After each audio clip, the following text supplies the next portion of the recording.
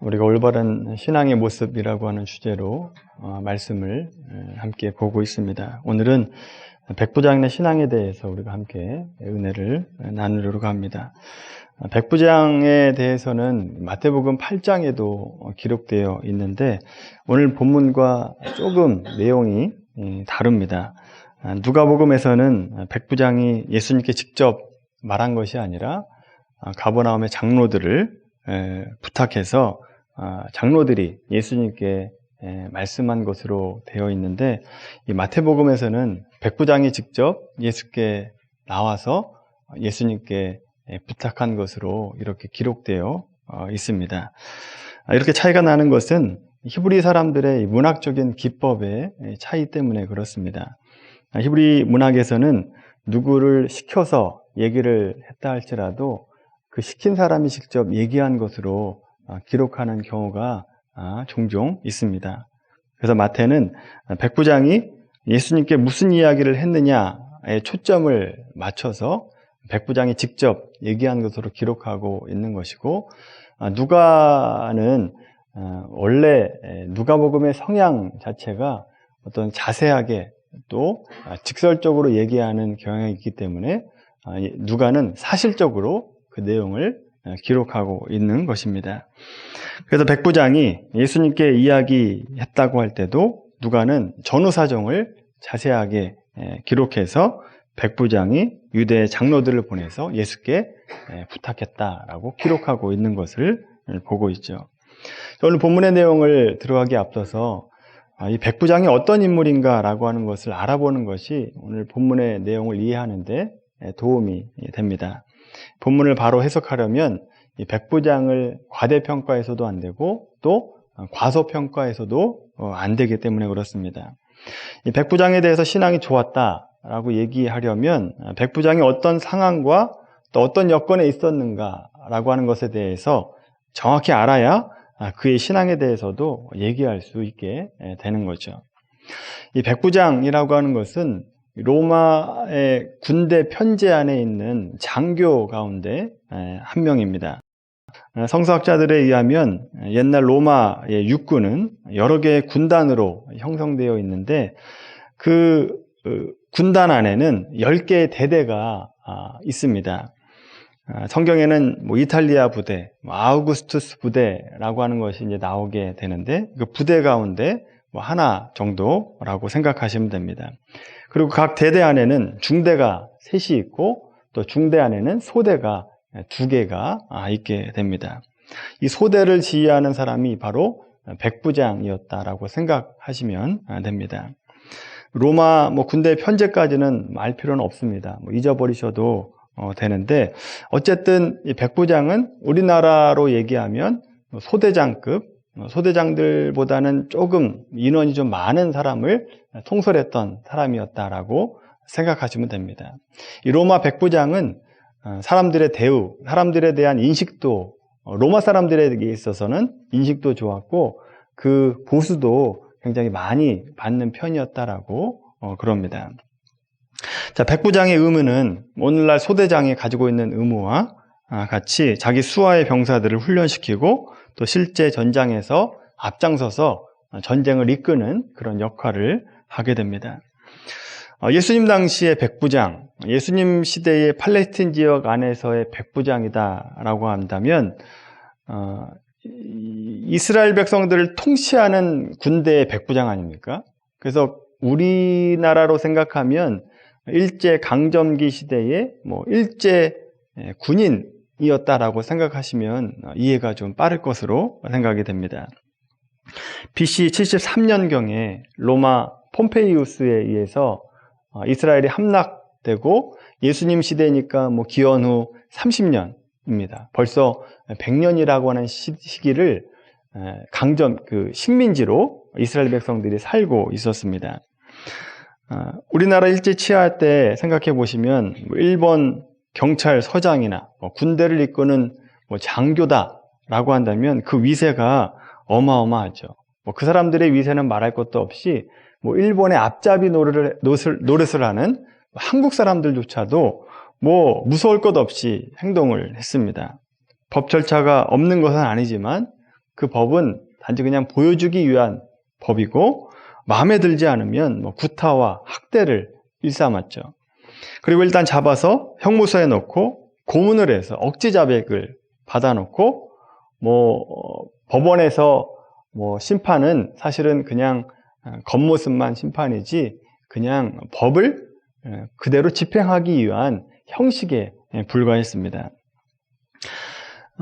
지금 우리가 일제강점기 시대도 그랬는데 지금보다 그때보다 훨씬 더 못한 기원 후 30년, 그러니까 인권이라고 하는 것에 대해서 인식이 별로 없었던 시대에 로마의 압제를 받았다라고 한다면 그때보다 훨씬 더 못한 대우를 받았다라고 우리가 생각해 볼 수 있죠.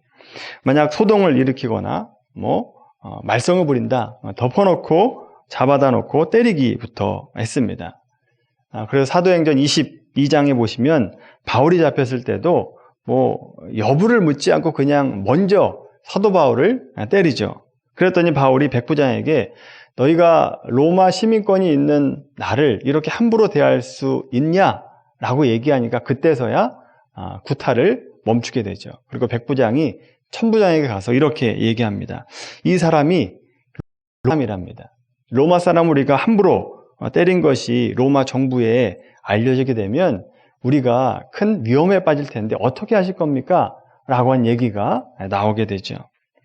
자, 그렇게 로마 사람에게는 법이 엄연히 있었지만 로마 시민이 아닌 식민지 백성이나 노예 계급에 대해서는 그런 절차가 모두 무시되었다라고 하는 겁니다. 자, 이와 같은 상태에서 로마의 백부장이다라고 한다면 그 위세가 얼마나 대단했겠습니까? 식민지에서 백부장은 우리가 생각했던 것보다 훨씬 더 큰 권력, 그 위세를 가지고 있었습니다. 실제로 이스라엘 백성들은 로마 군인들을 싫어했습니다. 폭행을 행하고 악행을 저지르는 로마 군인들을 좋아할 리가 없었습니다. 자, 이런 배경을 가지시고 오늘 본문으로 이제 돌아와 보시면 오늘 본문 1절에 말씀 보시면 예수께서 모든 말씀을 백성에게 들려주시기를 마치신 후에 라고 되어 있는데 이것은 앞에 기록되어 있는 산상수훈의 말씀을 말하고 있는 겁니다. 이 산상수훈의 말씀을 다 마치시고 가버나움으로 돌아오셨을 때 있었던 일입니다.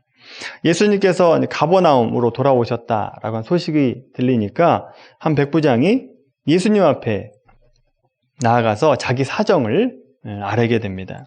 자기가 직접 가지 않고 가버나움의 유대 장로들 몇 사람을 보내서 자기의 사정을 알려주게 부탁을 하게 되죠. 그 사정이라고 하는 것은 자기의 종이 죽게 되었으니까 오셔서 좀 고쳐달라라고 하는 그런 간청을 하게 되죠. 자, 먼저 생각해 볼 것은 로마 백부장이 어떻게 유대인이었던 예수님께 이런 부탁을 하고 있는가라고 하는 점입니다. 과거에 직접 자신이 예수님을 보았다거나 아니면 먼 발치에서 예수님의 기적을 경험했다든지 예수님의 가르침에 대해서 아마 들었을 것으로 생각이 됩니다. 그런데 특이한 것은 백부장이 말하는 것을 들어보면 이 백부장은 예수님이 누구인가라고 하는 것에 대해서 이스라엘 백성들보다 더 정확하게 알고 있었다라고 하는 점입니다. 이스라엘 백성들조차도 예수님을 뛰어난 랍비 정도로 생각을 했는데 이 백부장은 랍비 정도가 아닌 분이 예수님이구나라고 하는 것을 알고 있었다라고 하는 거죠. 백부장은 예수님이 모든 자연 법칙을 다스릴 수 있는 권능자, 능력자, 하나님과 동등되신 분이라고 하는 것을 알고 고백하고 있습니다. 낫게 해달라고 고백하고 있죠. 여러분, 이런 지식은 쉽게 가질 수 있는 지식이 아닙니다.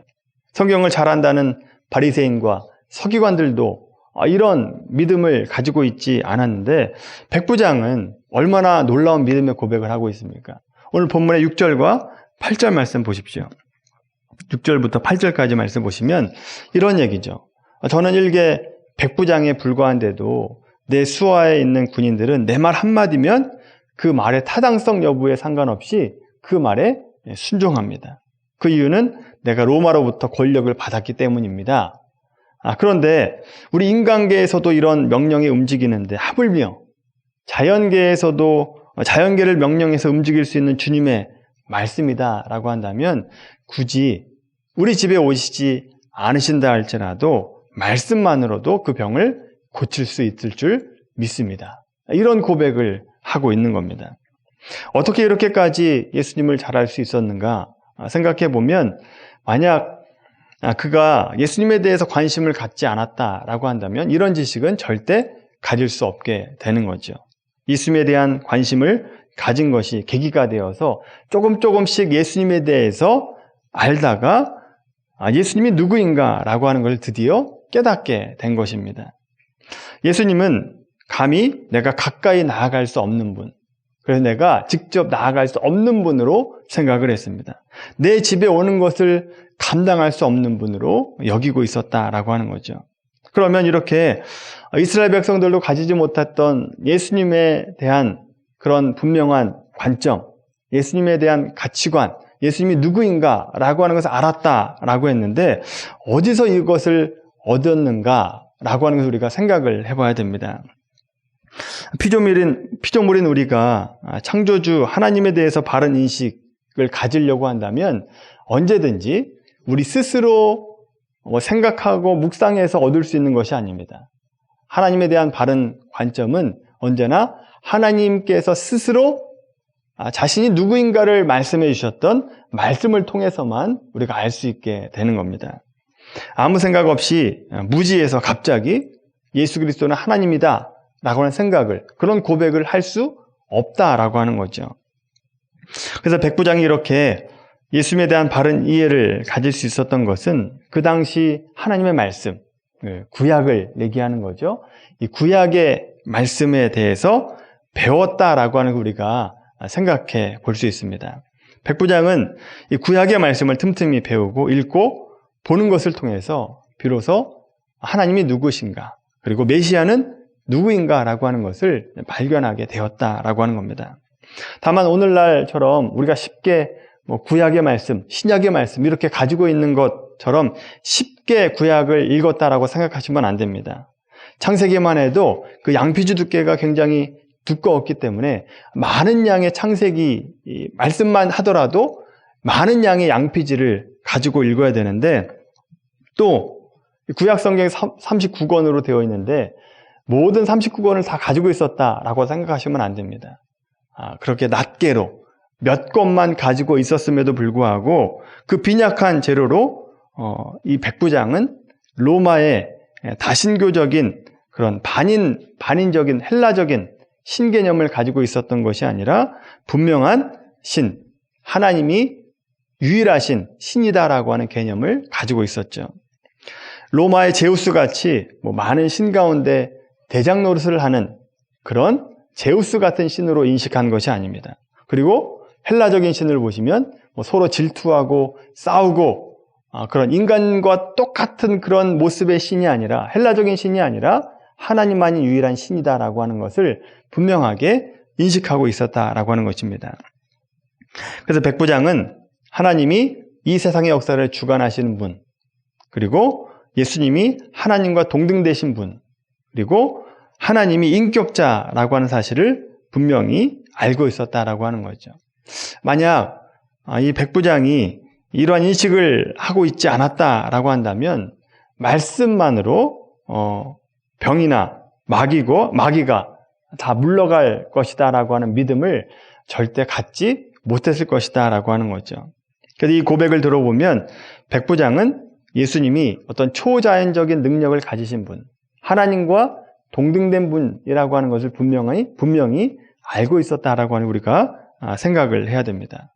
이것을 생각해 본다면 이 백부장의 신앙이 얼마나 놀라운 신앙인가라고 하는 것을 우리가 생각을 하게 되죠.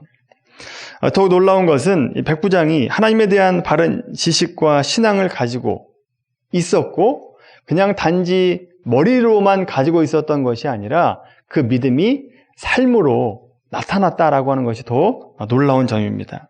그것이 무엇으로 드러나는가 하면 오늘 본문에 그대로 드러나는데, 첫 번째로 백부장과 이스라엘 장로들의 관계를 보면 알 수 있습니다.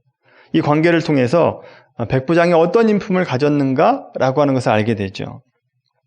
식민지에서 백부장은 포악하기가 쉽고 악행을 저지르기가 쉽습니다. 그런데 이 백부장은 이스라엘 장로들을 통해서 자기의 사정을 예수님께 좀 아뢰어달라고 부탁을 하고 있습니다. 이 요청을 받은 유대 장로들은 기꺼이 반갑게 그 요청에 대해서 응답하고 있는 것을 보게 되죠. 왜냐하면 그 모습을 보시면, 장로들의 모습을 보면 굉장히 적극적입니다. 이 백부장의 소원을 반드시 이루어 달라라고 하는 간절한 소원을 예수님께 부탁하고 있습니다.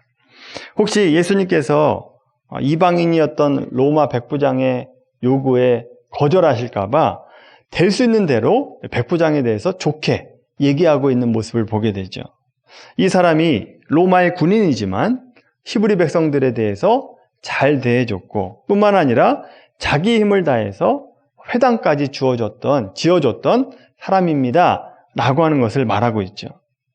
그러니까 히브리 사람들이 예배하는 것, 또 말씀을 배우는 것을 도와줬던 사람입니다 라고 부탁하고 있는 겁니다. 어떻게 해서든지 백부장의 요구에 예수님께서 응답해 주시고자 하는 마음, 그 간절한 마음을 가지고 부탁하고 있는 것을 보게 되죠. 자, 이런 것을 볼 때 이 장로들이 백부장에 대해서 어지간히 호감을 가지고 있었구나 라고 하는 것을 우리가 보게 되죠. 서로 미워할 수밖에 없고 대척할 수밖에 없는 관계지만 장로들이 백부장에 대해서 백부장을 좋아했다라고 하는 것, 얼마나 백부장의 인품이 좋았는가라고 하는 것을 이 백부장과 장로들의 관계를 통해서 보면 우리가 알 수 있게 되죠. 두 번째로, 백부장이 하나님에 대한 바른 지식과 신앙을 머리로만 가지고 있는 것이 아니라 삶으로 보여주었다라고 하는 것을 뭘 보면 알 수 있느냐? 자기 수하에 있었던 그 노예를 얼마나 사랑했는가의 모습을 보면 알 수 있게 됩니다. 또 유대 사람들을 위해서 회당을 지어준 것, 이것도 백부장의 인품에 대해서 알 수 있는 거죠.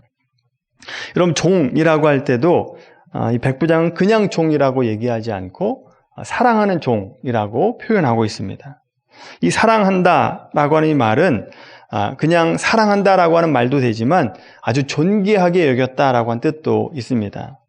자기의 종을, 그때 당시의 종은 그냥 재산에 불과했는데 그 종을 진심으로 사랑했고 존귀하게 여겼다라고 하면 이 백부장이 얼마나 좋은 인품을 가지고 있었는가를 생각하게 되죠.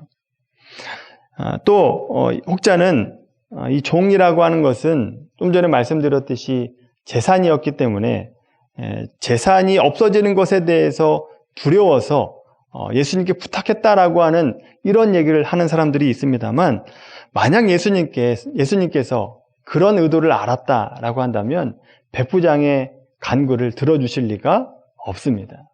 또 돈이 아까워서 그런 삶을 살았다라고 한다, 그런 부탁을 했다라고 한다면 백부장이 회당을 지어줄 리가 없죠. 돈에 대해서 조금 초월했던 사람이 백부장이었다라고 하는 것을 우리가 알게 됩니다. 여러분, 이처럼 이 백부장은 장로들에게도 인정받았고 어떤 돈에 대해서도 어떤 연연하지 않는 모습을 보여주었던 사람이다라고 하는 것을 보게 되죠. 그 당시 유대교로 개종한 사람이다라고 단언할 수는 없지만 히브리 사람들이 섬기는 하나님, 그 하나님이 어떤 하나님이다라고 하는 것을 분명히 발견했던 사람이다라고 하는 것을 우리가 알게 됩니다. 그리고 단지 머리로만 알고 있었던 백부장이 아니라 도덕적으로 깨끗하게 사는 삶, 그 정도가 아니라 회당을 짓고 유대인들을 사랑했고 또 자기 아랫사람들을 사랑할 수 있는 인품과 또 성품을 가지고 있었던 사람이 백부장이었다라고 하는 것입니다. 이런 모습을 보면 백부장이 칭찬받을 수밖에 없는 신앙이었구나라고 하는 것을 알게 됩니다. 자, 백부장이 가지고 있던 신앙이 어떤 신앙인지 여러분, 우리가 보시면 두 가지 배울 점이 있습니다. 첫 번째로 백부장은 예수 그리스도를 하나님으로 분명히 알고 있었다라고 하는 점입니다. 히브리인들은 선입견에 사로잡혀서 메시아를 정치적인 메시아, 어떤 군사적인 메시아로 알고 있었는데 이 백부장은 선입견 없이 예수님은 하나님이다 라고 하는 걸 분명한 인식을 가지고 있었습니다. 여러분, 요한복음에도 보면 진리가 너희를 자유케 하리라 라고 한 그 진리는 다른 진리가 아니라 그 요한복음 8장에 나오는 진리는 예수님이 곧 하나님이다 라고 하는 걸 아는 것이 진리다 라고 하는 겁니다. 이 진리를 백부장이 알고 있었다라고 하는 거죠. 이처럼 우리가 하나님을 예배하고 예수님을 믿는다라고 한다면 내가 믿는 분이 누구인가라고 하는 것을 분명하게 알아야 됩니다. 이것을 알지 못하고 믿는다라고 한다면 아무리 뜨거운 신앙을 가지고 있다 할지라도 잘못된 길로 갈 수 있게 되는 거죠. 자칫 구원과 상관없는 신앙이 될 수도 있습니다. 이런 점을 생각해 본다면 우리가 예수를 믿는다라고 하면서 내 믿음의 대상이 되는 예수님에 대해서 모르고 있다라고 한다면 여러분, 이것은 큰 문제가 됩니다. 여러분, 백부장이 사실 하나님을 알 수 없는, 잘 알 수 없는 그런 배경을 가지고 있었고 또 가문도 그런 가문이었고 이방인이었고 또 성경이라고 하는 것도 우리처럼 이렇게 정경화된 성경이 아니라 어떤 파편적으로 조금씩 가지고 있었던 성경을 가지고도 하나님을 알고 있었다라고 한다면 우리는 어떻게 해야 되겠습니까? 우리가 하나님에 대해서 모른다, 예수님에 대해서 모른다라고 하는 것은 핑계가 될 수 없다라고 하는 겁니다. 우리는 얼마나 쉽게 말씀을 가지고 있을 수 있습니까? 또 얼마나 쉽게 좋은 말씀을 들을 수 있습니까? 이런 상황인데도 불구하고 내가 믿는 예수님에 대해서 깊이 알지 못한다라고 한다면 그것은 핑계가 될 수 없습니다. 이건 다 우리의 책임이 되는 거죠. 여러분, 우리가 믿는 예수님에 대해서 분명히 알고 믿는 우리 모두가 되기를 바랍니다. 하나님을 아는 자다라고 한다면서 예수님을 모르면서 하나님을 안다라고 얘기할 수 없게 되는 거죠. 하나님을 알려면 예수님을 통해서 알 수 있습니다. 여러분, 우리가 신앙생활을 할 때 하나님에 대해서, 예수님에 대해서 깊이 알아갈 수 있는 우리 신앙이 되길 바랍니다. 그래서 말씀을 읽고 배우고 또 실천하는 것은 아무리 강조해도 지나치지 않다라고 하는 것을 늘 강조하게 될 수밖에 없습니다. 두 번째로 우리 백부장의 믿음에서 배울 수 있는 것은 백부장의 믿음은 관념적이지 않았다. 그리고 실천하는 믿음이었다라고 하는 점입니다. 무엇보다도 자신이 자비와 은혜를 베풀지 않아도 되는 종에게 또 유대인들에게 호의와 사랑을 베풀었다라고 하는 것을 보면 이 백부장의 됨됨이가 아주 좋았다라고 하는 것을 우리가 알게 되죠. 예수님의 성품을 닮은 사람이었다라고 알 수가 있습니다. 여러분, 예를 들면 오늘날에도 어떤 사람에 대해서 알고자 한다면 그 사람의 윗사람에게 물어보는 것이 아니라 그 사람의 아랫사람들에게 알아보면 정확하게 알 수 있습니다. 윗사람에게 잘하는 것은 어떤 의무나 도덕적인 이유로 잘할 수 있습니다. 그런데 아랫사람에게 잘한다라고 하는 것은 도덕적으로 의무적으로 하는 것이 아니라 성품적으로 하는 겁니다. 그래서 아랫사람에게 물어봤을 때 그분이 좋은 사람이다 라고 얘기한다면 정확한 겁니다. 그분의 인품과 성품이 어떤가를 분명하게 알 수 있게 되는 거죠. 사랑하는 성도 여러분, 우리가 백부장의 신앙을 생각할 때마다 백부장이 어떤 고귀한 신앙과 삶을 가졌는가 생각해야 되고 또 그 신앙을 도전받고 또 우리도 그 백부장의 신앙을 본받으려고 노력하셔야 됩니다.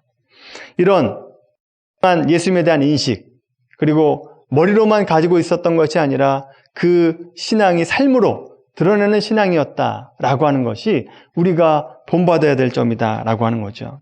여러분, 우리가 무엇보다도 예수님을 알려면 뭘 해야 된다 그랬습니까? 말씀 봐야 된다 그랬습니다. 말씀 보고 실천해야 되는데 많은 것 하려고 하지 마시고 하루에 하나만 실천하려고 해보십시오. 하루에 하나라고 하는 것은 아침에 말씀 보고 큐티 했을 때 결단한 것. 내가 오늘 하루는 요거 하나만 내가 실천해 봐야 되겠다 라고 결단해 보십시오. 그리고 실천해 보십시오. 큐티를 내가 아직 못한다 라고 한다면 주일날 오늘 이 말씀 가운데 나에게 주신 말씀이 무엇인가 생각해 보시고 내가 오늘 말씀 가지고 뭘 도전해 볼 것인가, 뭘 실천해 볼 것인가 생각해 보시고 한번 일주일 동안 그렇게 살아보십시오. 그렇게 하루하루 쌓이다 보면 우리도 백부장과 같은 믿음을 갖게 됩니다. 그렇게 하루하루 쌓이고 백부장과 같은 믿음을 갖게 되면 예수님께서 백부장에게 칭찬했던 그 말씀, 내가 이만한 믿음을 만나보지 못했노라 라고 하는 믿음의 칭찬을 받게 될 것입니다. 여러분, 저는 여러분들이 이런 칭찬을 받게 되는 신앙인들이 되길 바랍니다. 다른 사람에게 칭찬받는 게 중요한 것이 아닙니다. 예수님께 칭찬받으면 그것이 다죠. 그거보다 더 큰 칭찬이 어디 있습니까? 우리 모두가 예수님께 칭찬받고 인정받는 신앙인들이 되기를 주님의 이름으로 간절히 축원합니다.